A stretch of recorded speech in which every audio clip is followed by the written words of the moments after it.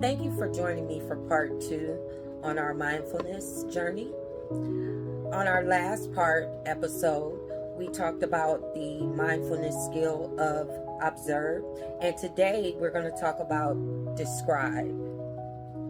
Before we get into the mindfulness skill describe, let's talk about a couple other ways that you can be mindful. So another way of practicing mindfulness is meditation. And meditation is practicing mindfulness and mindfulness skills while sitting, standing, or lying quietly for a predetermined period of time. When meditating, we focus the mind. For example, we focus on body sensations, emotions, thoughts, our breath. Or we can open the mind, paying attention to whatever comes into our awareness.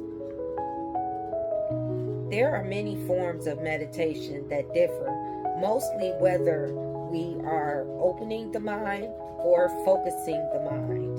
And if focusing, depending on what is the focus of our attention. So now let's focus on the mindfulness skill describe.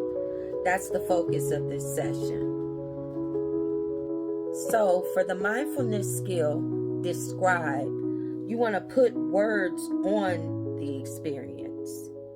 When a feeling or thought arises or you do something, acknowledge it. For example, say in your mind, sadness has just enveloped me, or stomach muscles tightening, or a thought, I can't do this, has come into my mind. Once you put words on the experience, then you want to label what you observed. Put a name on your feelings. Label a thought as just a thought, a feeling as just a feeling, and action as just an action.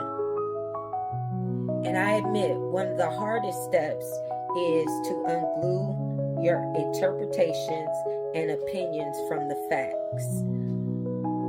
Describe the who, what, when, and where that you observed, just the facts.